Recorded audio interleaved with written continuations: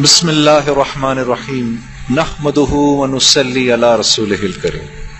قابل احترام بھائیوں، دوستوں، بزرگوں، میری بہنوں، آپ سب کو السلام علیکم ورحمۃ اللہ وبرکاتہ۔ اور مجھے بے حد خوشی ہے آپ کے شہر آنے کی، اور میں سب سے پہلے اپنے پیارے بھائی، اپنے دوست مولانا عمران بشیر صاحب کا دل کی گہرائیوں سے شکریہ ادا کرتا ہوں کہ جنہوں نے مجھے موقع دیا میں آپ تک آؤں، پھر آپ تمام بہنوں اور بھائیوں کا کہ آپ لوگ آ گئے، اور آپ لوگوں کے آنے سے مجھے کتنی خوشی ہوئی ہے اور کتنی تسلی ہوئی ہے کہ میں آپ کو بیان نہیں کر سکتا۔ اللہ سے بس دعا ہے کہ اللہ پاک ہی آپ کو اس کا اجر عطا فرمائے اور اپنی شان کے مطابق عطا فرمائے۔ آپ مولوی عمران صاحب سے دینی اور اصلاحی بیانات سنتے ہی رہتے ہیں، پتہ نہیں کیوں میرے دل میں آتی ہے کہ آج میں آپ لوگوں کو اپنی کارگزاری سناؤں کہ اللہ نے موسیقی سے اس طرف لانے کا جو میرا انتظام کیا وہ کیسے کیا۔ آئیں آج آپ کو میں یہ سناتا ہوں۔ آپ یقین کریں گے کہ یہی دن تھے، بالکل جولائی کی شدید گرمیاں تھیں۔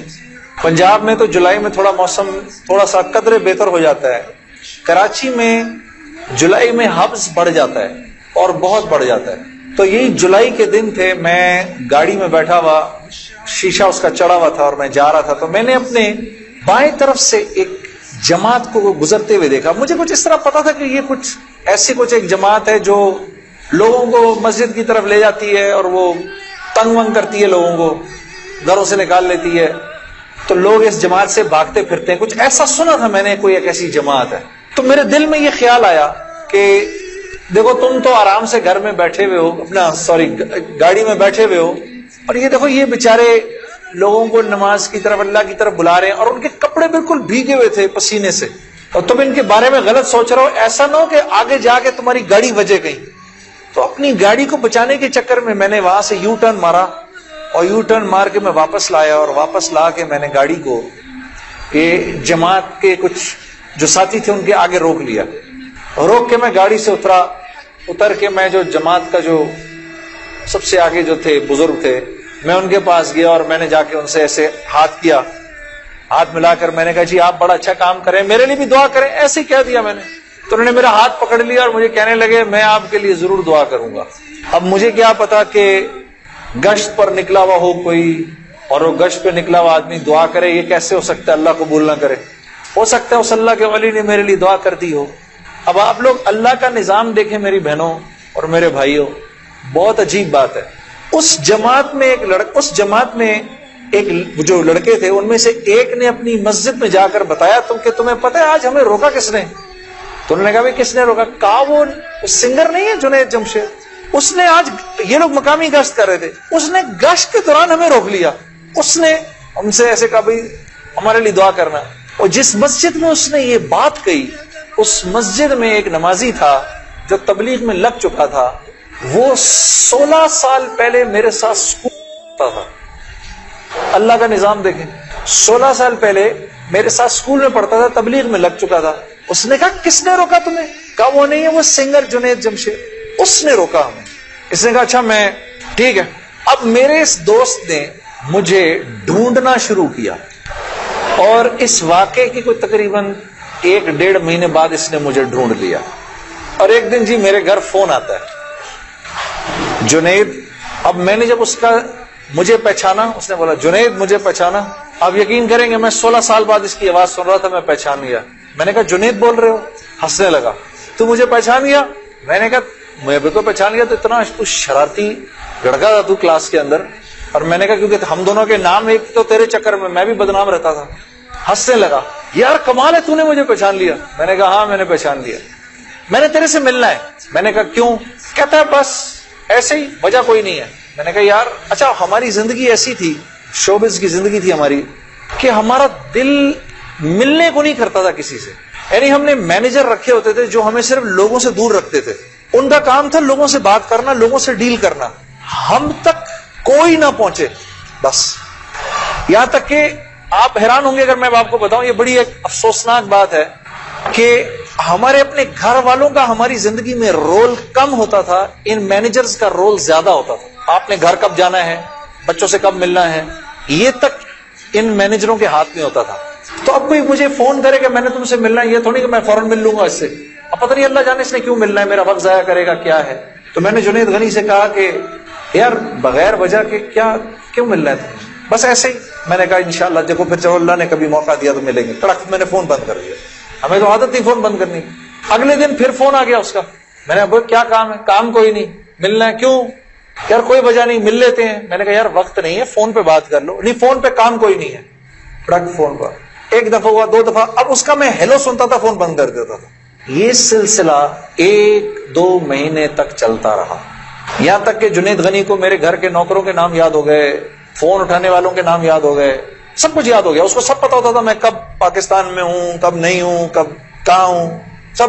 ایک دن اس کا فون آیا تو جب میں نے فون رکھنے لگا مجھ سے کہتا دیکھ میں تجھے اللہ کا واسطہ دیتا ہوں، میری 1 منٹ کی بات سن لے. میں نے بولا بولو. میں ابھی عمرہ کر کے آیا ہوں تو میں مدینے اور مکے کی کھجوریں اور زمزم اور یہ کچھ چیزیں لے کر آیا ہوں، یہ لے لے میرے سے، پھر اس کے بعد میں چلا جاؤں گا. کتنی دیر کے لیے آؤ گے تم؟ 5 منٹ کے لیے. میں نے کہا ہاں 5 منٹ. جنید غنی یاد رکھنا 5 منٹ. 5 منٹ. دوپہر کو مجھے یاد ہے 3:30 بجے ابھی تک پلاننگ ہوئی. جنید غنی صاحب آئے. اب میں نے جب جنید غنی کو دیکھا تو میرا تو دماغ ہی چکرا گیا. کیا دیکھتا ہوں، سفید لباس جیسے مولوی صاحب نے پہنا ہوا ہے، سر پہ پگڑی، اتنی بڑی داڑھی، اوپر واسکٹ پہنی ہوئی اس نے، پائنچے اس کے اوپر. میں نے کہا جنید غنی یہ تجھے کیا ہو گیا؟ کہتا ہے مجھے کیا ہو گیا؟ میں کیا کہوں تجھے کیا ہو گیا؟ میں نے کہا یہ تیرا حال، تیرے جیسا شیطان اتنا بڑا بزرگ بنا ہوا، آؤ بیٹھو میرے پاس. آیا میرے پاس بیٹھا. اس نے مجھے کھجوریں دی، زمزم دی، جانماز دی، اور پورے 5 منٹ میں کہتا ہے میرے 5 منٹ پورے ہوئے، اب میں چلتا ہوں. میں نے کہا نہیں اب بیٹھ جاؤ، مجھے بتاؤ یہ سب کیا ہے. پھر مجھے کہنے لگا چل چھوڑ اس کو یار، اسکول کی بات کرتے ہیں. میں نے کہا اسکول چھوڑو، مجھے بتاؤ یہ کیا ہے، یہ کنہوں نے تمہارا حال کیا؟ یہ مجھ سے کہنے لگا مل لو ان سے. میں نے کہا ہاں میں نے ان سے ملنا ہے، میں نے ان سے ملنا ہے. آپ سوچو کوئی آدمی تبلیغ والوں کے چنگل میں پھنس جائے. ہاں تو مجھ سے کہتا ہے کل سے ہمارا اجتماع شروع ہو رہا ہے، میرے ساتھ اجتماع پر چلو. میں نے کہا میں چلوں گا. تو میں کل تمہیں پک کرنے آؤں گا، صبح کے وقت پک کرنے آؤں گا. آپ یقین کرو 5 منٹ کے لیے آیا تھا، 3.5 گھنٹے میں نے بٹھا کے رکھا اس کو اپنے پاس. میں اس سے باتیں سنتا رہا، جنید غنی کیا، پھر کیا ہوا، پھر کیا ہوا، پھر کیا ہوا، کیا ہوا، کیا ہوا. آخر میں نے کہا میں تمہارے ساتھ اجتماع پر چلوں گا. خیر جی میں تیار ہو گیا. میں نے اپنی نئی صاف ستھری جینز نکالی، میں نے ٹی شرٹ نکالی، لمبے لمبے میرے بال تھے. میں تیار ہو گیا جس طرح میرا خیال تھا بہترین طریقے کا تیار ہونے کا. میں ہو گیا تیار. اب جب میں وہاں پہنچا، اترا، میں نے جا کے اجتماع دیکھا تو میں نے دیکھا کہ ہر آدمی شلوار قمیض میں، ہر آدمی کے سر پہ ٹوپی. تو میں نے جنید غنی سے کہا جنید غنی سن، یہ مجھے کو مار وار تو نہیں دے گا ادھر ہے؟ میرا کو قتل وتل تو نہیں ہو جائے گا میرا؟ کہتا نہیں ہم لوگ مارنے والی پارٹی نہیں، ہم لوگ کھلانے والی پارٹی ہیں. میں نے کہا اچھا لے جاؤ مجھے اندر. پھر اب میں اندر جانا شروع ہوا اجتماع گاہ میں، تو میں نے دیکھا کہ لوگ ایک دم اکٹھے ہونا شروع ہو گئے. پیچھے سے مجھے آوازیں آئیں، ارے یار یہ تو جنید جمشید ہے یار.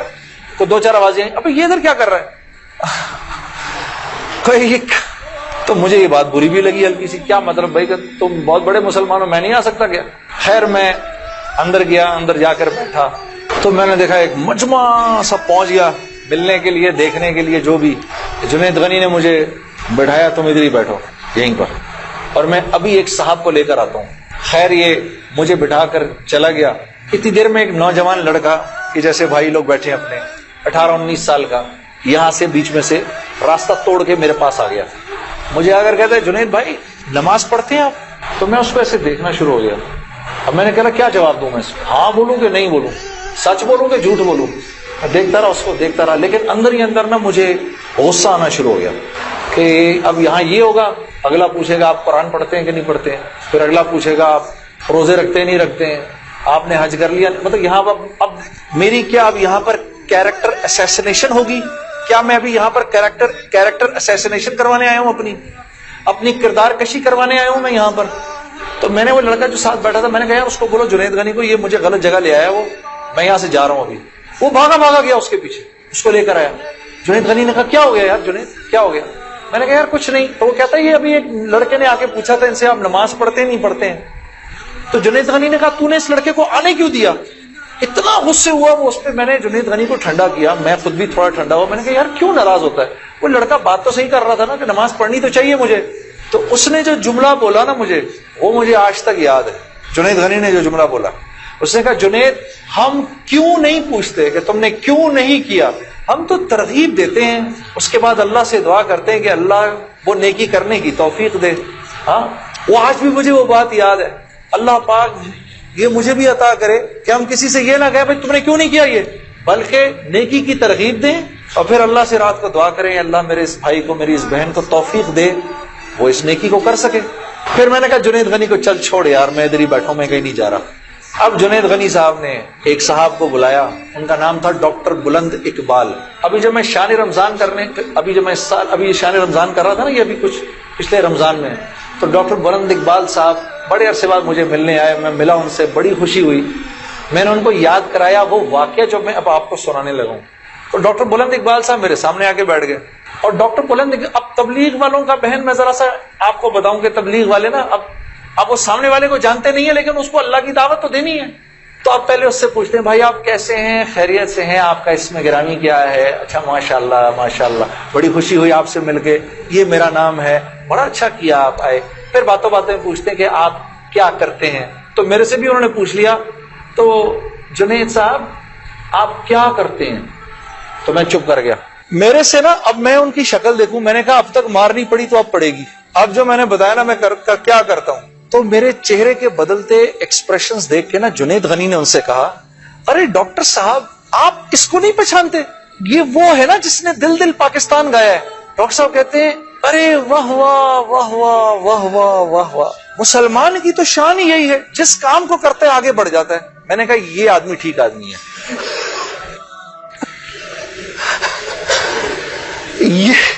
یہ بالکل ٹھیک آدمی ہے، اس سے کرو دوستی. تو بعد میں میں نے ڈاکٹر صاحب سے کہا ڈاکٹر صاحب یہ جواب آپ کہاں سے لائے اتنا خوبصورت سا؟ تو مجھے کہنے لگے یار میں نہ تجھے جانتا نہ مجھے یہ پتا دل دل پاکستان کیا. تو جب اس نے بولا نا کہ اس نے دل دل پاکستان گایا تو میں نے کہا واہ واہ واہ واہ، اور میں دل میں دعا کروں یا اللہ جلدی سے صحیح جواب میرے ذہن میں ڈال، جلدی سے صحیح بات ڈال میرے ذہن میں. تو میں نے فٹ کہہ دیا. اور یہ بات میرے دوستو ہے بھی سچ کہ مسلمان کی شان یہ ہے، مسلمان جس کام کو کرتا ہے نا مسلمان اس کام میں آگے بڑھ جاتا ہے. ساری دنیا میں جن کاموں کو آپ برا کام سمجھتے ہیں نا کہ یہ برے کام ہیں، ان برے کاموں کو بھی اگر کبھی کسی مسلمان نے کیا نا تو یقین کرو غیروں سے بھی زیادہ کیا.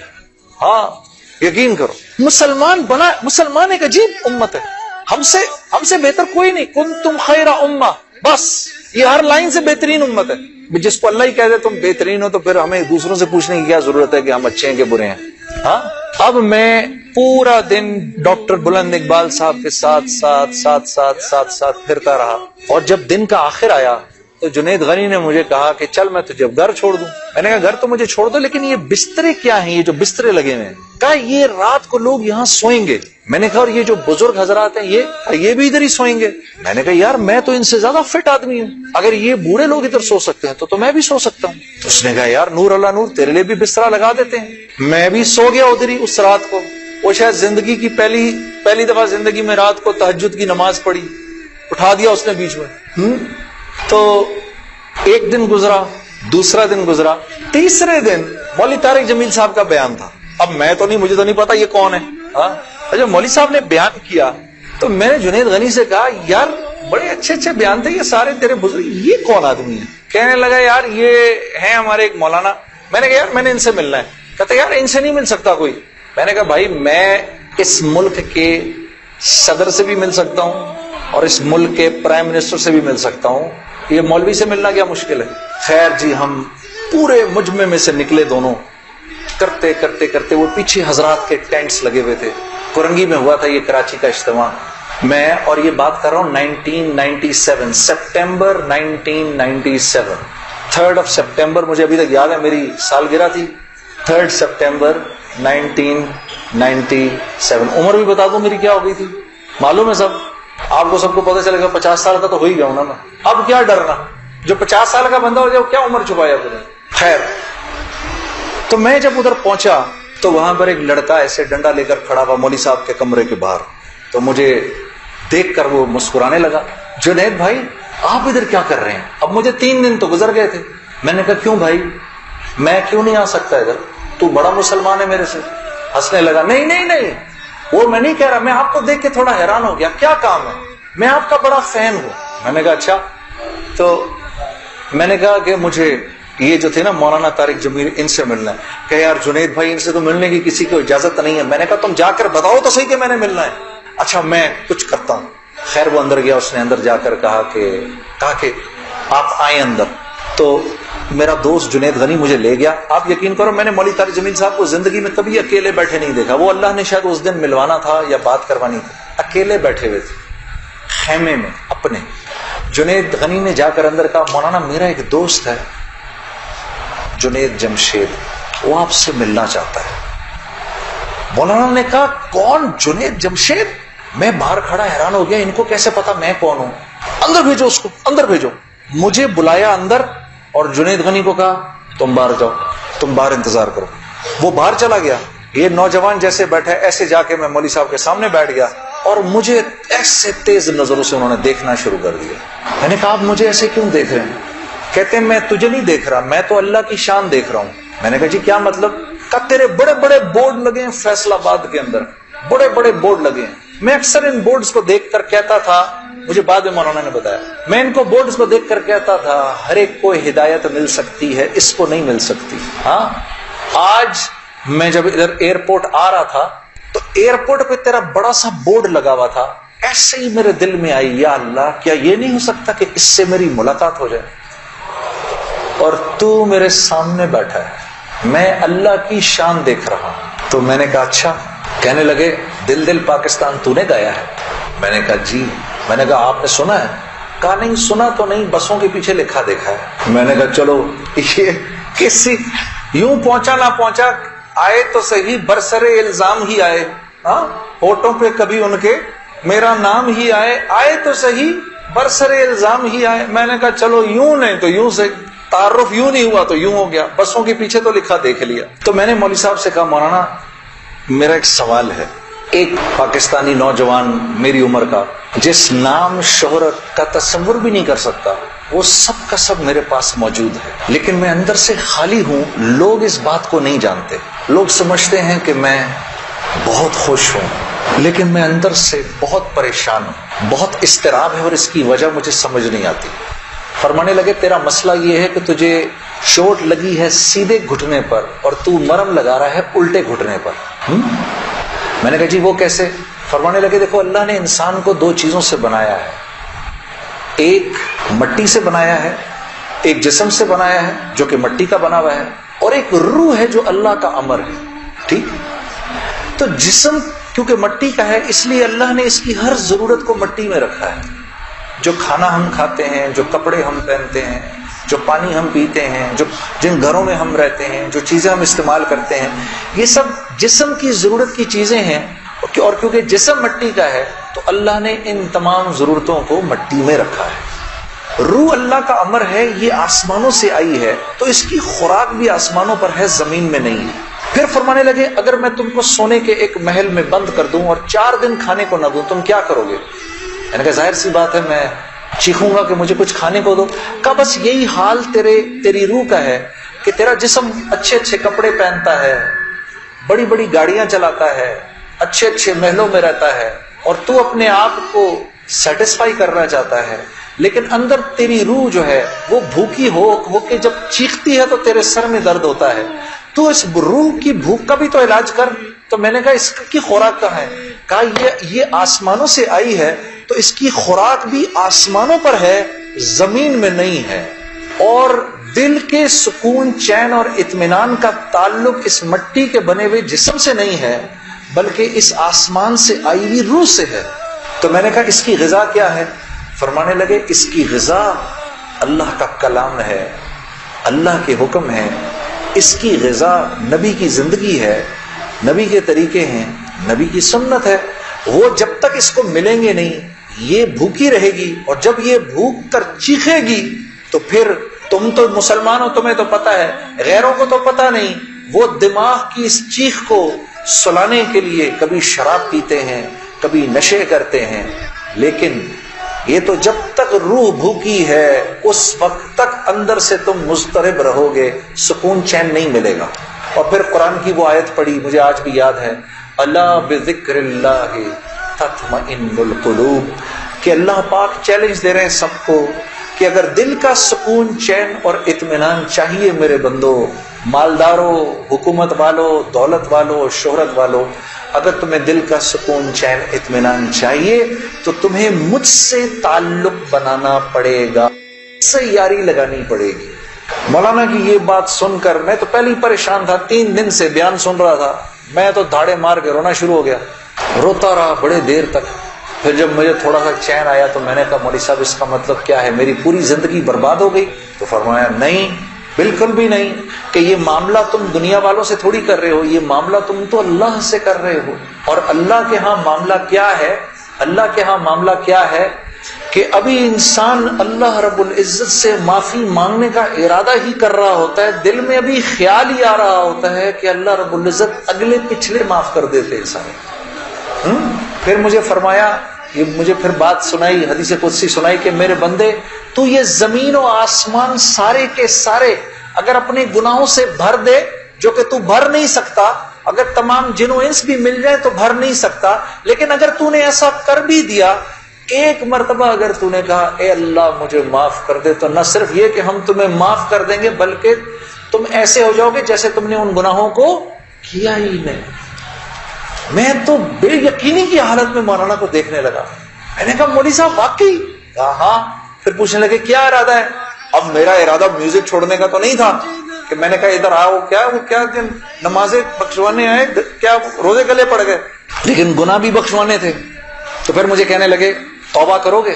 میں نے کہا مولوی صاحب کس چیز سے؟ کہا اپنی اس پچھلی زندگی سے۔ میں سوچ میں پڑ گیا۔ اچھا میں نے کہا جی میں توبہ کرتا ہوں۔ میں نے توبہ کی، یا اللہ میوزک چھوڑنے کا تو میرا کوئی موڈ نہیں، یہ مولوی بھی اللہ جانے کیا کہہ رہے ہیں، لیکن اگر تجھے اس سے کوئی میرے لیے بہتر زندگی نظر آتی ہے تو تو مجھے اس زندگی پہ لگا دے کہ واقعی میں چاہتا ہوں کہ تجھے راضی کر سکوں، تجھے خوش کر سکوں۔ اے اللہ پچھلی پوری زندگی پر توبہ کرتا ہوں، اگلی زندگی تیرے حکموں پر چلنے کی کوشش کروں گا۔ اگر تو واقعی ایسا ہے جیسا یہ مولوی صاحب فرما رہے ہیں تو تو مجھے معاف کر دے۔ میں نے کہا توبہ کر لیں۔ مولوی صاحب نے کہا اب کیسا محسوس کر رہے ہو؟ میں نے کہا جی بہت ہلکا۔ پھر میں نے کہا لیکن مولوی صاحب بات تو یہ ہے کہ اگر میرے پچھلے سارے معاف ہو گئے اور اس پر اللہ نے اگر جنت دی تو میری تو بہت ہی بڑی جنت ہوگی، آپ سے بھی بڑی۔ تو فرمانے لگے نہیں بیٹا اتنی جلدی نہ کرو، تمہیں وصول تو ہم ہی نے کیا ہے، جو تجھے ملے گا اس سے تو بڑا ہمیں ملے گا ہی ملے گا۔ ہاں لیکن میں نے کہا مولوی صاحب، اور بہنیں اس بات کی تصدیق کریں گی، موسیقی تو روح کی غذا ہے کہ نہیں؟ ہاں یہ سیالکوٹ کی خواتین یقین کرو پورے ملک کی پہلی بہنیں ہیں جو کہہ رہی ہیں نہیں، ورنہ اگر کسی نے نہیں بولا تو چپ ضرور رہی ہیں، سارے مردوں نے بولا ہے موسیقی روح کی غذا نہیں ہے۔ موسیقی روح کی غذا ہے جی، یہ دیکھو اب آواز آئی ہے، اب ایسا لگ رہا ہے کوئی بیٹھ کے سن رہا ہے جی۔ موسیقی روح کی غذا ہے جی، شاباش، اللہ آپ لوگوں کو اس پر چلا دے۔ اللہ رب العزت آپ کے موبائلوں میں جتنے بھی گانے ہیں سب اڑا دے اسی وقت، گھروں میں جتنی کیسٹیں ہیں سب ٹوٹ جائیں، اللہ کرے ساری سیڈیاں ٹوٹ جائیں، اللہ پاک ایسے کرے گانے کی آواز ہی نہ سننے کو ملے آج کے بعد آپ میں سے کسی کو۔ یہ سوچ لو آمین قبول ہو جائے گا، اب سوچ کے بولنا آمین۔ تو مولوی صاحب نے مجھے کہا کہ نہیں، موسیقی روح کی غذا نہیں ہے، موسیقی نفس کی غذا ہے۔ موسیقی کس کی غذا ہے؟ نفس کی۔ یہ واقعی نفس کی غذا ہے، اور یہ ایسا زہر ہے، یہ جب اندر جاتا ہے تو پتہ ہی نہیں چلتا کہ نقصان کتنا کر گیا ہے۔ ٹرائی نہ کرنا، لیکن آپ کہیں جا کر اللہ کی بات سنیں، اس کے بعد جا کر 5 منٹ کا گانا سنیں، ساری صفائی ہو جائے گی، اندر ساری صفائی ہو جائے گی۔ میں یہ نہیں کہ بعد میں مجھ سے لوگ پوچھتے ہیں حلال ہے حرام ہے، اس کے لیے تو یہ مولوی بیٹھے ہوئے ہیں نا، ان سے پوچھو۔ میں آپ کو وہ بتا رہا ہوں جو ہوتا ہے، جو ہوتا ہے کہ یہ انسان کو بے باک کر دیتی ہے۔ مجھ سے کسی نے پوچھا بھائی اپنے ملک کے لیے گانا، میں کبھی اپنے ملک کے لیے گانا وہ ایک اور چیز ہے، میں ان گانوں کی بات کر رہا ہوں جن کو عام طور پہ لوگ سن رہے ہوتے ہیں بازاروں میں، ہاں، اور پھر کہتے ہیں اس کے سننے میں کیا ہے۔ ارے یار میں کیا بتاؤں آپ کو کیا ہے، خدا کی قسم اگر وہ زندگی اس زندگی سے بہتر ہوتی مجھے کیا تکلیف تھی. مجھے ایک ساتھی کہنے لگا اب تو آپ کے لیے اس زندگی کی طرف جانا بڑا مشکل ہے. میں نے کہا کوئی مشکل نہیں, گلا تو وہیں کا وہیں ہے, گا سکتے ہیں, لیکن اب اس زندگی کی طرف جانے سے بہتر لگتا ہے کہ میں آگ میں چھلانگ مار دوں, کہ وہ اس قدر خطرناک زندگی, وہ اتنی ایک, یقین کرو پوری, صرف گانا نہیں ہوتا, وہ ایک پوری زندگی ہے, وہ ایک پوری زندگی کا نام. جیسے یہ ایک پوری زندگی کا نام ہے نا, صرف دعوت کے 2 بول نہیں ہیں. ہاں میرے دوست مجھ سے لڑتے تھے, یار تو ادھر گانا گا ادھر جا کے اذان دے دے. ارے میں نے کہا نہیں ہوتا ایسے نہیں ہوتا بھائی. گانا گانے والے کو تو اذان کی آواز سے نعوذ باللہ نعوذ باللہ نعوذ باللہ کراہیت آتی ہے. مجھے یاد ہے ہم کانسرٹ کر رہے ہوتے تھے اور مغرب کی اذان اگر ہوتی تھی, یقین کرو, کیونکہ وہ تو دعوت کے بول ہے نا, ادھر تو ایک غلط کام ہو رہا ہے نا, وہ تو دعوت کے بول ہیں. وہ دعوت کے بول جب ہمیں سنائی دیتے تھے تو وہ ہمارے سینے کو پھاڑ کے نکل جاتے تھے. ایسے تھوڑی ہوتا ہے, یہ کوئی کھیل مذاق ہے کیا, یا یہ کوئی ٹی وی کا پروگرام ہے کہ جس میں ایکٹنگ ہو رہی ہے کہ نہیں بھئی ادھر جا کر اذان دے دی, ادھر جا کے گانا گا دی, ادھر جا کے اذان دے دی. ایسے نہیں ہوتا. اور پھر اللہ کے نیکی کے کام کرنے کی تو اللہ کی طرف سے توفیق ملتی ہے میرے دوستو. ہاں عمل صالح کرنے کی تو توفیق ملتی ہے. یہ ایسی تھوڑی کو میرا مطلب خالہ جی کا کھیل ہے کہ 95% نماز نہیں پڑھ رہا اور 5% نماز پڑھ رہا ہے. کیوں ایسا, سب کیوں نہیں پڑھ رہے؟ من جانب اللہ توفیق ملتی ہے. خیر جی میں کھڑا ہوا, میں نے کہا اچھا مولانا آپ سے وعدہ تو کر لیا. میرے دوستو میں باہر نکلا سوچتا ہوا, میرے اندر آپ یقین کرو ایک تلاطم برپا ہو گیا. ہاں ایسی میرے اندر ایک خیر و شر کی نا جنگ شروع ہو گئی. ایسی جنگ راتوں کو اٹھ جاتا تھا میں, اور پوری رات بیٹھا رہتا تھا, ایسے جانماز کھول کے میں بیٹھ جاتا تھا, سوچتا رہتا تھا میں کیا کرنے لگا ہوں. ایک لمحے خیال آتا تھا نہیں بڑی نیکی کا کام کر رہا ہے تو لوگوں میں محبتیں پھیلا رہا ہے, لوگ خوش ہو رہے ہیں. دوسری طرف خیال آتا تھا یار کیا یہ اللہ رسول کو یہ بات منظور ہے, ان کو پسند ہے, میں کیا کر رہا ہوں. پھر یہ خیال آئے ارے نہیں ان مولویوں کی نہ سننا. پھر یہ خیال آئے, یاد رکھنا آپ کو میں 2-4 وہ باتیں بتا رہا ہوں جو میرے پہ گزری, یہ میں گر کی باتیں بتا رہا ہوں آپ. جب شیطان اپنا چکر چلائے گا نا 2 باتیں کرنے کو کہے گا, یاد رکھنا. پہلی بات یار یہ تبلیغ والوں سے اب ملنا مت, مولانا سے بات نہ کرنا, ملنا مت. دوسری مسجد میں نہ جانا, 2 کام نہ کرنا کبھی, ایک تبلیغ والوں سے ملنا مت, ایک مسجد میں نہ جانا. اور بہنوں یہی تمہارے ساتھ ہوگا, وہ جو ہے نا وہ اپنا تبلیغی ساتھی اس کی بیوی, اب اس کو فون نہ کرنا آئندہ, ٹھیک ہے, اس کے گھر نہ جانا, اب تعلیم میں نہ جانا, کیونکہ اس کو پتا ہے یہ وہاں گئی اور عورت کا دل تو مرد سے 10 گنا زیادہ جلدی اللہ کی بات کو لے لیتا ہے. ہاں فوراً. میں واپس آ کے بیوی کو کارگزاری سناتا تھا تو میں اس کی حالت بدلی بھی دیکھتا تھا, حالانکہ وہ نہ مسجد آئی نہ اس نے وہ اعمال ہوتے دیکھے. اس لیے میں آپ کو بتا رہا ہوں بھائی, جب آپ نکلا کرو گھر واپس آ کر بیوی کو سب بتایا کرو ہم نے کیا کیا. وہ جذبات بنتے ہیں گھر والی کے, اور جب گھر والی کے جذبات بنتے ہیں تو پھر بچوں کی صحیح تربیت شروع ہوتی ہے. دین ان کی زندگی میں آیا تو گھر کے اندر آ گیا, جب تک آپ کی زندگی میں ہے گھر سے باہر ہے, گھر والی کی زندگی میں آ گیا گھر کے اندر آ گیا. تو میں آہستہ جو بھی 3 دن میں سنتا تھا آ کر گھر والی کو عائشہ کو بتاتا تھا, عائشہ آج یہ سنا, آج یہ سنا, آج یہ سنا. کرتے کرتے آہستہ پھر میں نے اپنی ماں کو بتانا شروع کیا, مرحومہ کو. اللہ کی شان, میں آج بھی اللہ کا شکر کرتا ہوں, مجھے موقع محل نہیں تو میں آپ کو کبھی بتاؤں جب میری ماں کا انتقال ہوا تو کیسے ہوا. میرے دل کی دعا ہے اللہ ہر عورت کو دنیا سے ایسے لے کے جائے جیسے ہماری والدہ گئیں. تو وہ میں اپنی ماں کو بتاتا تھا, میری ماں بھی ایک دم, اس نے بھی جلدی لینا شروع کر دیا. کرتے کرتے میری ماں, ہم سب گھر کی خواتین میں سب سے پہلے میری والدہ پردے میں آ گئی فوراً. اور مولوی صاحب کہہ رہے ہیں ان کے انتقال کا بتائیں, میں ضرور بتاؤں گا آپ کو, مختصراً بتاتا ہوں. میری ساؤتھ افریقہ کی تشکیل تھی, پیچھے والدہ کی طبیعت بہت خراب ہو گئی. مجھے بھائی نے بولا جنید بھائی آ جائیں واپس, کیونکہ امی جا رہی ہیں, امی نے اب نہیں رکنا. تو میں نے ساتھیوں سے کہا, انہوں نے کہا یار چلے جاؤ کیا فرق پڑتا ہے, یہ پھر یاد کرو گے ساری زندگی. اب میں سوچتا رہا, اب میں نے امی کو فون کیا, میں نے کہا اماں آ جاؤں, کہا نہیں ہرگز نہیں آنا. تو میں نے کہا کیوں؟ تو کہنے لگی اگر میرا انتقال ہوا تو میں کتنی خوش قسمت ہوں کہ میں اللہ کو بتاؤں گی کہ جب میرا انتقال ہوا تو میرا بیٹا تیرے راستے میں تھا, تو تم مت آؤ, مجھے کچھ نہیں ہوگا. اور اگر ہو گیا تو اس کو اللہ کی مرضی سمجھنا, بس میرے لیے تم دعا کرنا. اللہ کی شان امی کا انتقال نہیں ہوا اس میرے 40 دنوں بعد. میں واپس آیا تو بہت خوش ہوئی, گلے لگایا, کہا دیکھو میں نے کہا تھا اللہ نے مجھے زندہ رکھا جب تک کہ تم نہیں آتے واپس. پھر میری حضرات نے 10 دن کی اور تشکیل کر دی کینیڈا کی. تو میں نے کہا اماں پھر 10 دن کے لیے بھیج رہے ہیں, جاؤں نہیں جاؤں؟ نہیں چلے جاؤ, میں تو بالکل ٹھیک ہوں. میں نے کہا جی ٹھیک ہے. میں جس دن گیا ہوں اس دن ہم ٹورانٹو میں مرکز میں بیٹھے ہوئے تھے, تو وہ پوری ٹورانٹو کی شورا سامنے بیٹھی ہوئی تھی. میرا بیان تھا. بیان کے دوران ایسے موبائل پڑا ہوتا ہے, میں نے رکھا ہوا تھا کہ بہن کو بولا ہوا تھا کہ اگر اماں کو کچھ ہو مجھے فوراً بتا دینا. میرا موبائل بند ہو گیا, میں سمجھا خراب ہو گیا, اب وہ چلے ہی نہ کسی طرح سے. خیر میں نے اس کو چھوڑے رکھا, میں بات کرتا رہا. تو جب میں عشاء کی نماز پہ کھڑا ہوا تو پیچھے سے ساتھیوں نے آ کے بتایا کہ والدہ کا انتقال ہو گیا. میں نے بہن کو فون کیا, کیا ہوا؟ کہتی ہے کہ ابھی فجر کی ہم نے نمازیں پڑھی ہیں, فجر سے تھوڑا سا پہلے انتقال ہوا ہے. اور 2-2:30 بجے اس امی نے بلایا میری بیوی کو, اور میری بیوی کو بلا کے بولا کہ بیٹا دیکھو میں نے تو ساری زندگی تمہیں بیٹی کی طرح رکھا, لیکن میں ساس ہوں, کمی بیشی ہو سکتی ہے, تو اگر کچھ اسی ہوئی ہو تو مجھے معاف کر دینا. تو میری وائف نے کہا امی آپ کیسی باتیں کر رہی ہیں, مجھے تو کبھی خیال بھی نہیں آیا اس بات کا, آپ نے مجھے اس سے کم سمجھا ہی نہیں. پھر میری بہن سے کہا کہ تم بیٹا مجھے لگتا ہے میں آج چلی جاؤں گی, مجھے سورہ یاسین سناؤ. تو میری بہن نے ان کو سورہ یاسین سنائی. تو میری بہن کہتی ہے کہ آنکھیں بند کر کے لیٹ گئی اور مجھ سے کہا کہ اب سورہ رحمان سناؤ.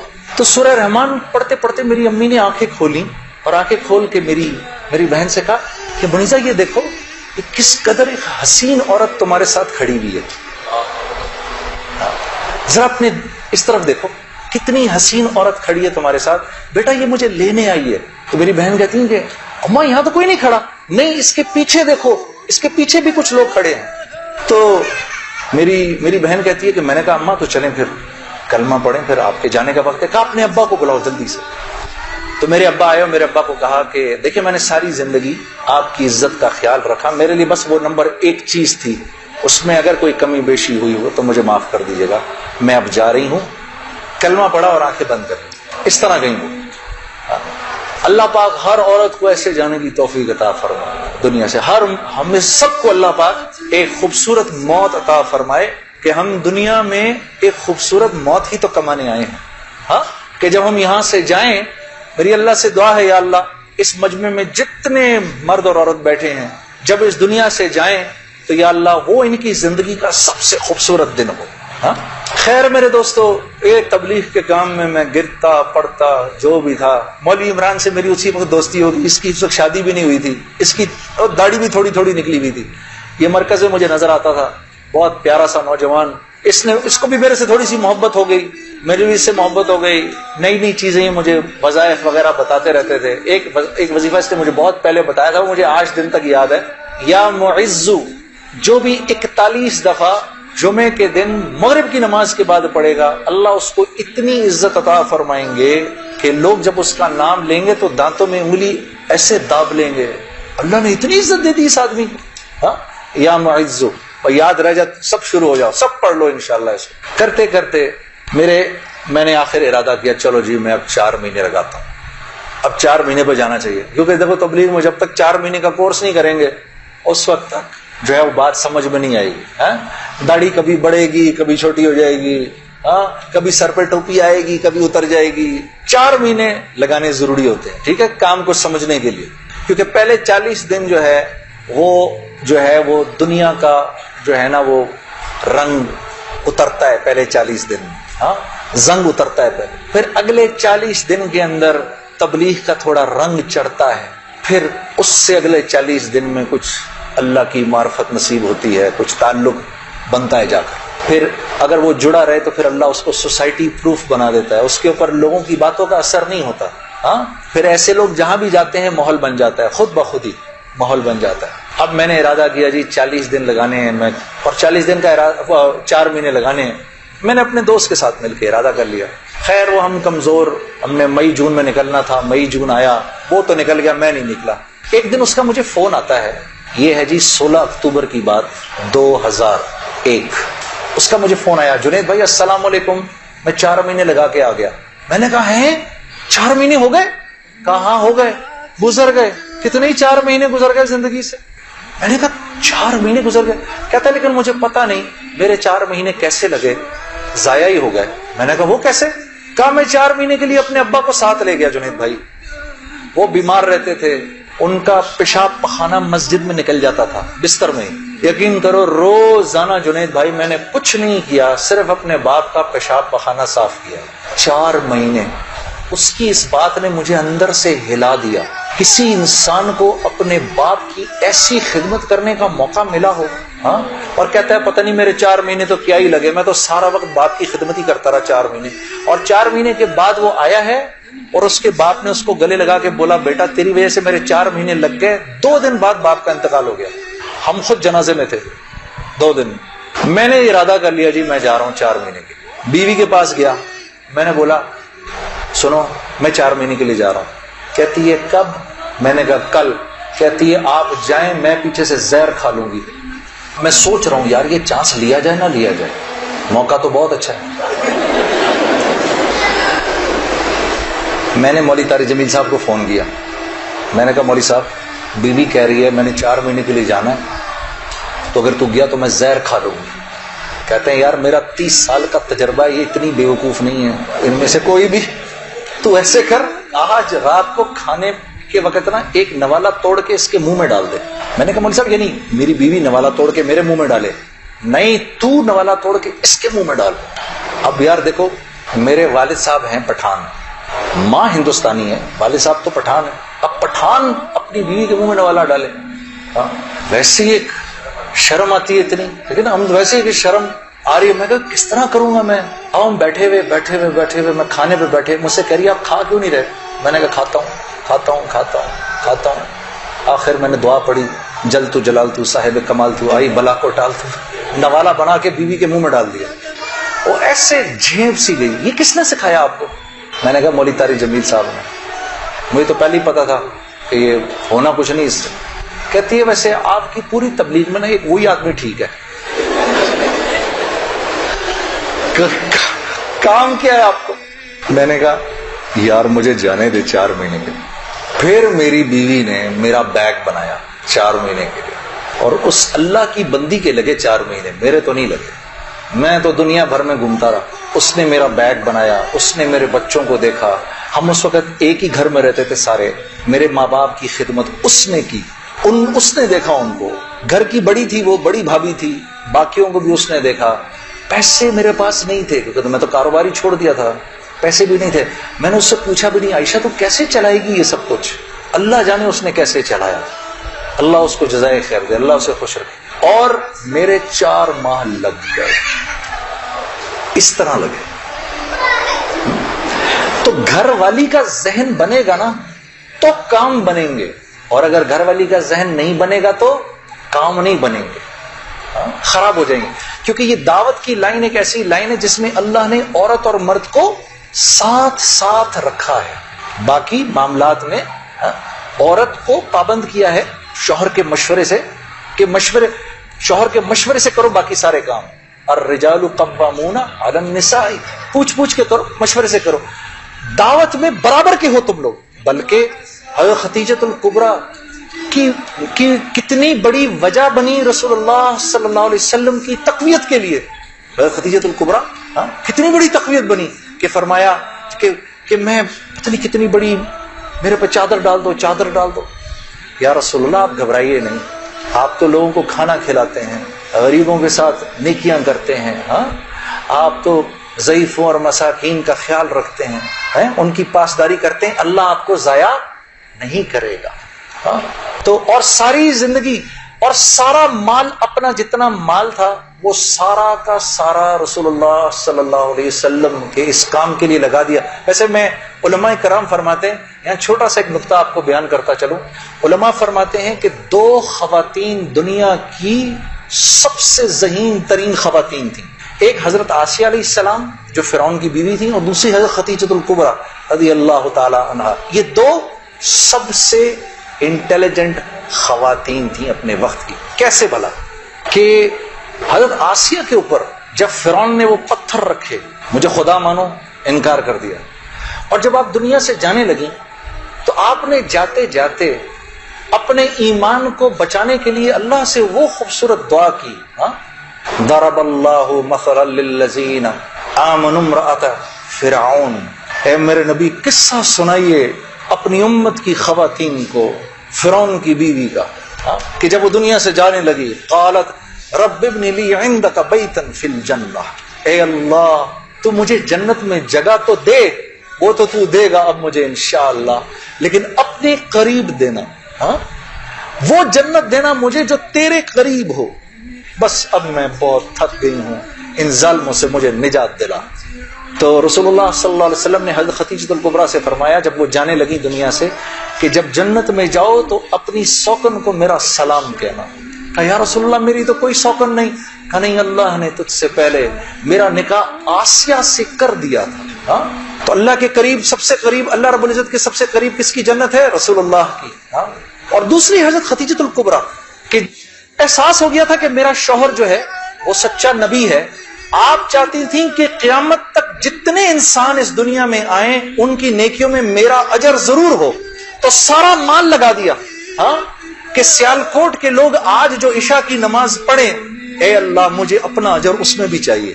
تو یہ دو most intelligent women of their Times.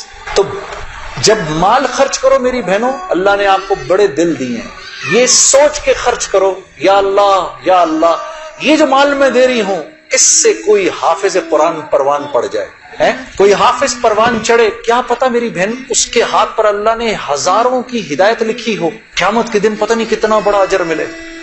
خیر میرے دوستو، اسی طرح سے وقت چلتا رہا. میری زندگی کے 5 سال گزر گئے اسی ٹکر میں کہ 5 سال کے بعد میں نے ارادہ کیا. جس دن مولوی صاحب کو ملا نا اس کے بعد کہ یہ 5 سال گزر گئے، میں نے یہ فیصلہ کیا کہ آج کے بعد نہیں گاؤں گا. تو مجھے فون کس کا آتا ہے؟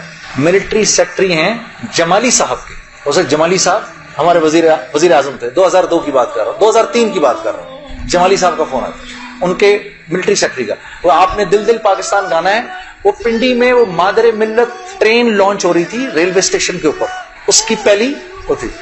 میں نے کہا سر میں تو توبہ کر چکا ہوں، میں تو اب نہیں گاؤں گا. تو انہوں نے کہا جی وہ پرائم منسٹر صاحب آپ سے خود بات کرنا چاہتے ہیں. پرائم منسٹر صاحب بڑے پیارے بہت نفیس جمالی صاحب ایک دم کہنے لگے جنید صاحب وہ بے نظیر بھٹو صاحبہ کا ٹائم آیا تو آپ نے گایا، نواز شریف صاحب کا ٹائم آیا آپ نے گایا، اب جب ہمارا ٹائم آیا تو آپ نے توبہ کر لی. میں نے کہا سر ضرور گاؤں گا لیکن میری ایک شرط ہے. جی فرمائیے. میں نے کہا وہاں میں اعلان کروں گا کہ آج آخری بار گا رہا ہوں، آپ کو منظور ہے؟ ہاں جی مجھے منظور ہے. ان کے ساتھ آئے ہوئے تھے وہ انفارمیشن منسٹر اپنے شیخ رشید صاحب، اس وقت انفارمیشن منسٹر تھے. شیخ رشید صاحب کا چلہ لگا ہوا ہے بائی دا وے، اور ان کا چلہ 1970s میں لگا ہوا ہے. اگر کبھی ان کے چلے کی کارگزاری سنیں بڑا ایمان بڑھتا ہے. وہ اس وقت کے رائونڈ کے قصے سناتے ہیں جب رائونڈ میں ہم بیٹھے ہوئے ہوتے تھے اور ٹرین سامنے سے نظر آتی تھی. مجھے وہ اس وقت کے قصے سناتے ہیں اپنے. اللہ نے شیخ رشید صاحب سے دعوت کی لائن کے بڑے خیر کے کام لیے. آپ کو پتہ ایک مرتبہ اسلام آباد میں اجازت نہیں مل رہی تھی اجتماع کی اجازت نہیں مل رہی تھی. ایک دفعہ حالات خراب تھے، اللہ نے یہ کام ان سے لیا. یہ گئے اس وقت کے پریزیڈنٹ صاحب کے پاس، پریزیڈنٹ مشرف صاحب کے پاس.